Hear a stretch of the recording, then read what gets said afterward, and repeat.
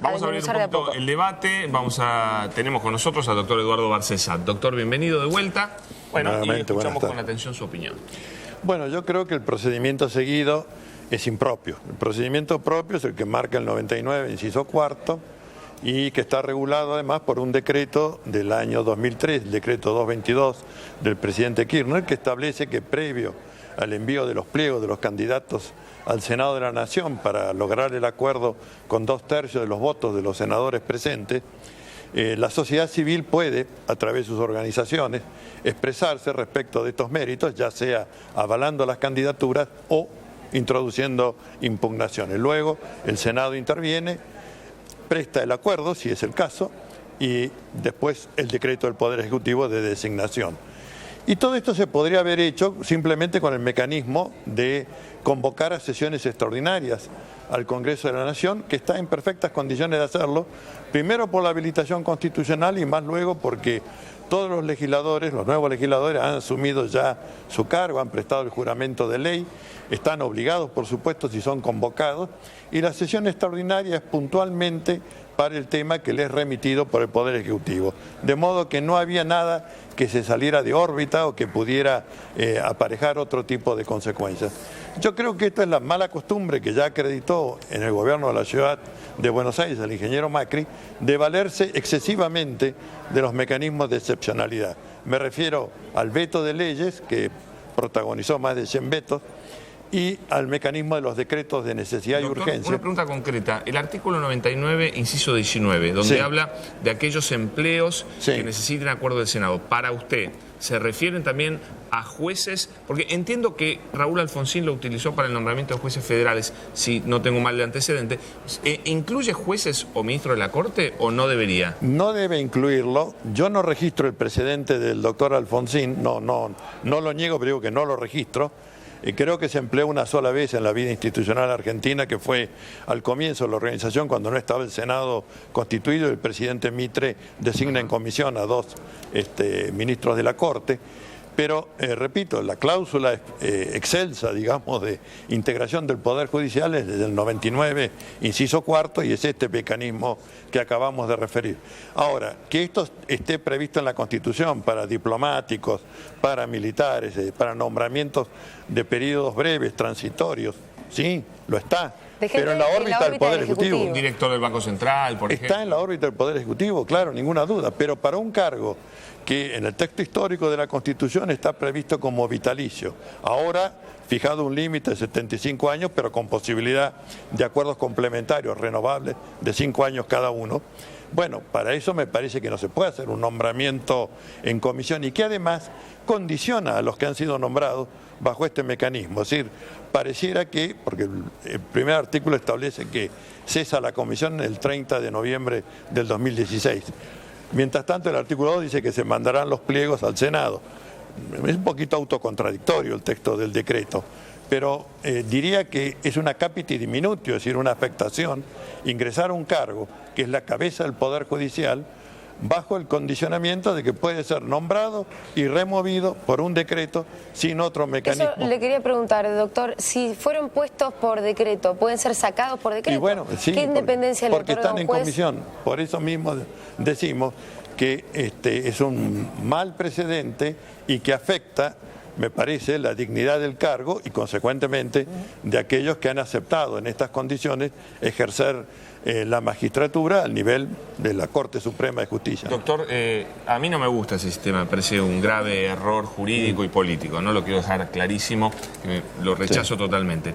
Pero me sorprendía al enterarme que usted había propuesto, cuando se discutió la postulación del doctor, la nominación del doctor Robertino Carles, que usted había propuesto que se utilizara este mecanismo. ¿Es correcto eso? ¿Usted lo propuso? No, yo dije que se armó un lío hoy con eso. Sí, se armó un lío con porque hubo una grabación en la cual me han sacado un tramo. Dije que esto era exclusivo para empleados del Poder Ejecutivo y que se podría haber utilizado en base a ese precedente histórico si había una situación de excepción en el Senado, que la hubo en 1862 y que creo que era equiparable la situación cuando en la Argentina, el año que estamos en curso, la oposición dijo y firmó un acta institucional ante un notario y televisado por todos los medios, que no le iba a dar tratamiento a ninguna propuesta que emergiera del actual gobierno, como condicionándole ya a que no ejerciera la presidenta sus potestades constitucionales, que eran hasta el 10 de diciembre del año en curso. Bueno, esto es lo que yo señalé, que en ese momento, en alguna consulta que me hicieron, dije, bueno, nómbrenlos en comisión, no es lo más elegante, pero si hay alguna situación en la Corte que hace inviable el tratamiento y dictado de sentencia, es preferible eso a tener una Corte que no pueda funcionar y que recibe por año de 11 a 14 mil casos, ¿no? Así que no es una cuestión menor. Pero bueno. Te iba a hacer un comentario porque está diciendo, se prevé para cuestiones excepcionales, digo, acá Andrés Gil Domínguez, insospechado de kirchnerista y al contrario, ¿no? Cercano a posiciones de Macri, es un constitucionalista, dijo que el mencionado inciso ampara el accionar del presidente. El abogado analizó que solo pueden nombrarse jueces de la Corte con ese mecanismo en la medida que exista una situación objetiva de extrema necesidad y urgencia. Es decir, aquel tema es que no hay... está expresado en el decreto eso. Claro, que no hay ninguna necesidad y urgencia. Y digo, aclaremos bien que estamos hablando de uno de los tres poderes, de la cabeza de uno de los tres poderes. Sin duda. Sí, o sea, las bases de la República es la división de esos tres poderes.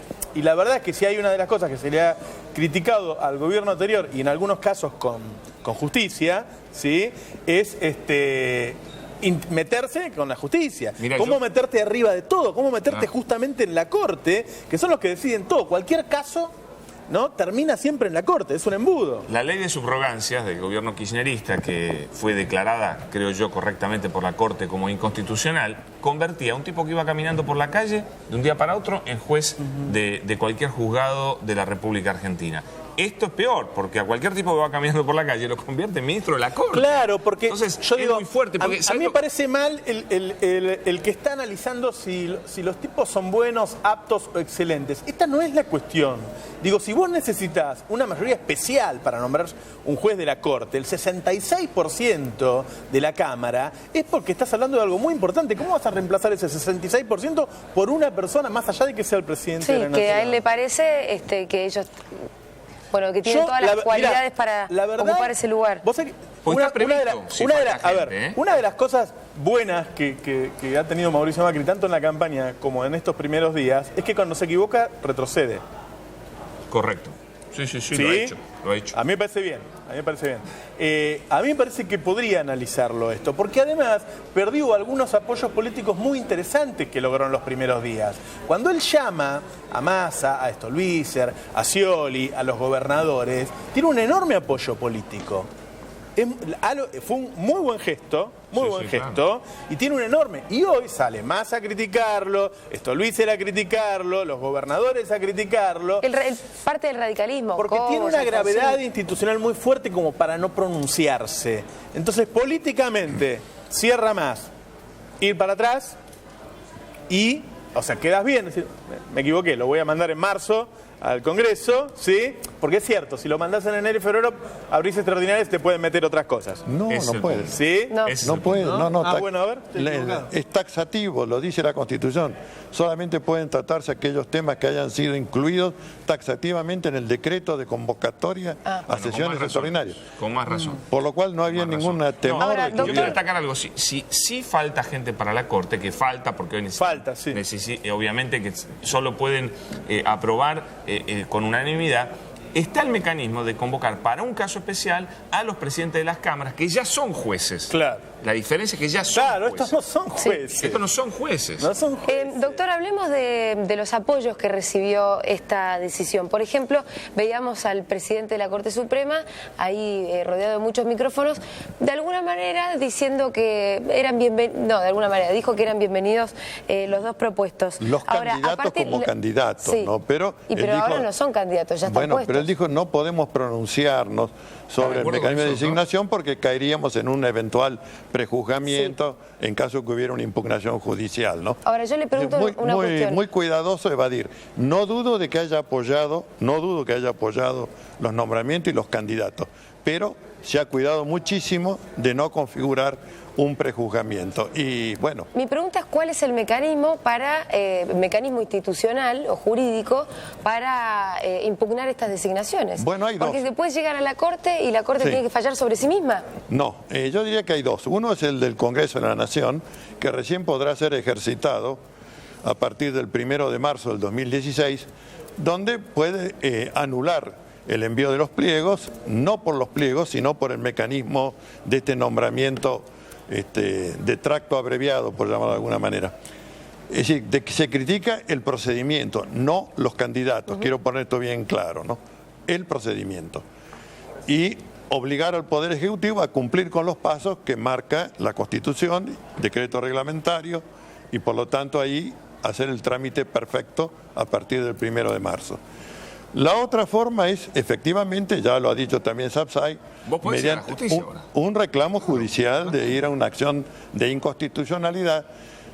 Personalmente ni la auspicio ni la creo muy viable, porque con los signos que ha dado la Corporación Judicial en esta etapa, diría que le veo poco andamiento, ¿no?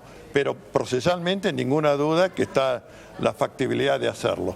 De modo que creo que pasa más bien por el Senado. Si vamos por la vía judicial, la cuestión termina teniendo que resolverse en la Corte Suprema y la Corte tiene que decidir sobre sí misma. No, la Corte se tiene que excusar. La Corte se tiene que excusar y designar con jueces de la Corte, como se designó en el momento en que se le admitió a Fayt proseguir en el cargo más allá del límite de 75 Doctor, años. le invitamos a ver algunas opiniones más en placas. A ver, vamos a repasar. Miguel Ángel Pichetto dijo: estoy sorprendido, es un disparate, es a todas luces inconstitucional, es algo que no tiene registro desde la recuperación de la democracia en el 83. Se quedó corto, de anterior tampoco tiene registro. Margarita Stolbizer dijo: es el primer y grave error de Macri, es un retroceso institucional. Usa un artículo de la época de la colonia para designar jueces en comisión. Es verdad que en esa época costaba mucho reunir al Senado porque había que venir en carreta. Bueno, era otra historia. Julio Cobos. Sí. Yo no diría de la colonia, ya éramos independientes. Julio Cobos, la decisión me sorprendió y es innecesario este decreto. No encuentro razones, debía enviarse al Senado con sesiones extraordinarias. Néstor Pitrola: Macri se proclama defensor de la República y nombró jueces por decreto. Es un estado de excepción. Héctor Recalde: esto es gobernabilidad, violar la Constitución Nacional. Este límite no se puede pasar, tiene que dar marcha atrás. Jorge Lloma dijo: si el presidente puede nombrar por decreto la Corte Suprema y por la misma vía echar al Procurador General, devuelvo mi diploma y me hago coafer. Con humor. Eugenio Zaffaroni: esto afecta a la República y la democracia. Sin República puede ser un caos. Yo quiero decir una cosita sobre los nombramientos, porque también yo sé que no es lo más importante, porque lo más importante es cómo se nombra y que se debe, por supuesto, seguir lo que establece la Constitución Nacional, y no se ha hecho en este caso. Pero son excelentes los nominados, por eso es tan triste esta situación, porque además no es gente de él, no es gente cercana a Macri, sino mucho más... Eso es subjetivo. Porque el doctor Rosati, por ejemplo, participó del gobierno kirchnerista como procurador del Tesoro. Quiero decir eso, porque si vos Pero se fue peleado con Néstor Kirchner. Fenómeno, muy peleado con Néstor Kirchner. Pero es justicialista. Si vos lo comparás con el nombramiento de Robertino Carles, la verdad la diferencia no de calibre existió jurídico ese nombramiento. Es, no, con el intento de nombrar, la postulación. La diferencia. Pero vos mirá la diferencia. Vos mirá la diferencia. El gobierno anterior entrega el pliego, no lo quieren, listo. Bueno, pero te lo estoy diciendo yo eso. Es lo que yo estoy de acuerdo con eso. Yo digo, lo que serían en este momento... Pero la diferencia de los personajes es tremenda. Lo que serían en este momento los canales de televisión, las tapas de los diarios, las radios, insultando a la Presidenta de la Nación, si hubiera hecho esto... Prendido fuego. ¿Sabes quién dijo esto que decís? El propio Nelson Castro dijo lo que estás diciendo vos. Nelson Castro, también insospechado de kirchnerista, estaba, bueno, también muy enardecido con esta decisión de Macri y dijo esto mismo. Dijo: la verdad que si hubiese sido Cristina, no lo podríamos creer. Pero además, la verdad es que en todos estos días, incluso antes de asumir, Mauricio Macri cumplió sus promesas de campaña. Todas las cosas que fue haciendo en estos días tenían que ver con cosas que dijo, y nosotros se lo fuimos reconociendo todos los días, ¿sí? Esto no. Macri prometió diálogo, prometió más república, prometió cosas, y esto va contra todo eso. prometió acuerdos. Es muy acuerdo. Y esto no tiene nada que ver con un acuerdo. Sí. Esto no tiene, bueno, está muy lejos de un acuerdo. También, esto mismo decía Felipe Solá, lo que decía Solá era que era un error político, porque se iba a pagar un costo político y porque además se había estado haciendo campaña justamente resaltando los valores de la República. Por eso el costo político es más alto. Por eso el costo político es más alto. Yo en lo político quiero decir también que Macri va a necesitar todo su capital político, que hoy está alto, para sostener las consecuencias de lo que vaya a pasar con las medidas económicas. Exacto. Entonces despilfarrarlo en esto es innecesario. Por eso creo que es el error político es todavía, bueno, lo jurídico por ahí es más importante, pero el error político es indudable. Indudable. Sí. Doctor, recién hablábamos de si acaso los candidatos, y más allá de que no es la cuestión central en este momento, que los candidatos eran muy buenos candidatos. También estuvo trascendiendo que alguno de ellos había sido abogado de Clarín, había sido abogado de La Rural, de Cablevisión. ¿Esto es cierto? ¿Qué conoce usted? Bueno, conozco a los dos, más al doctor Rosati. He sido jurado hace años en un concurso en que él fue nominado como docente. Y luego en la Convención Constituyente, el hombre fue intendente de la Municipalidad de Rosario, fue ministro de Gobierno de Reutemann, luego estuvo en la Procuración del Tesoro, donde tuvo una actitud y una doctrina muy consecuente en la defensa de la soberanía legislativa y jurisdiccional argentina frente a los tribunales EADI. Publicó en la ley a propósito de este tema sobre la nulidad de las cláusulas de sumisión de la jurisdicción argentina. Y en el Ministerio de Justicia tuvo también un desempeño bastante, digamos, reputado y reconocido. El doctor Rosenkrantz no ha tenido, que yo conozca, actividad institucional. Es un docente de la Facultad de Derecho, pertenecemos al mismo departamento, quiero aclarar, y fuimos los dos nombrados titulares de cátedra en el mismo concurso en el año 97. El mejor calificado que yo, un puntito más.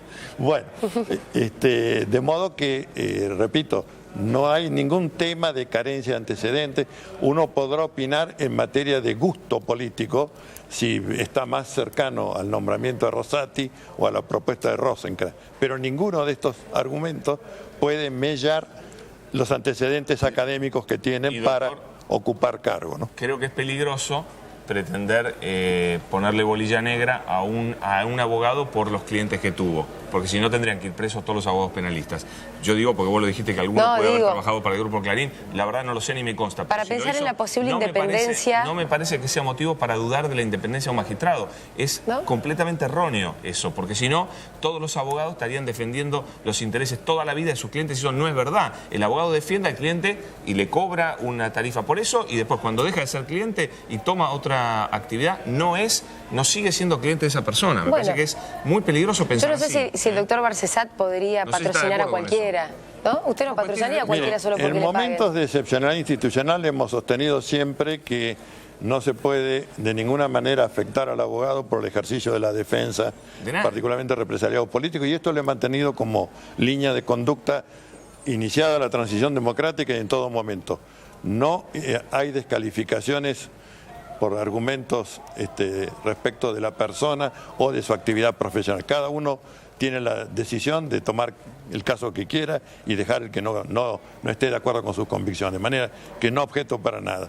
Digo que son historias distintas las que tienen, y he señalado la que conozco más, que es la del doctor Rosati. Enriquece la Corte. Pero esto no de ninguna manera debe tomarse del doctor Genaro Carrió, que era otro hombre que provenía, nombrado como primer presidente de la Corte de Alfonsín, hombre que provenía de la filosofía del derecho y no había ejercido, que yo sepa, en representación de empresas multinacionales ni de ninguna otra actividad, fundamentalmente dedicado a la docencia, y fue un magnífico juez, porque un hombre de una gran capacidad jurídica, ninguna duda, y todos lo hemos respetado. Pero ¿no? El hecho de aceptar este cargo de esta manera, digo, a mí me parece que también eso lo hemos criticado.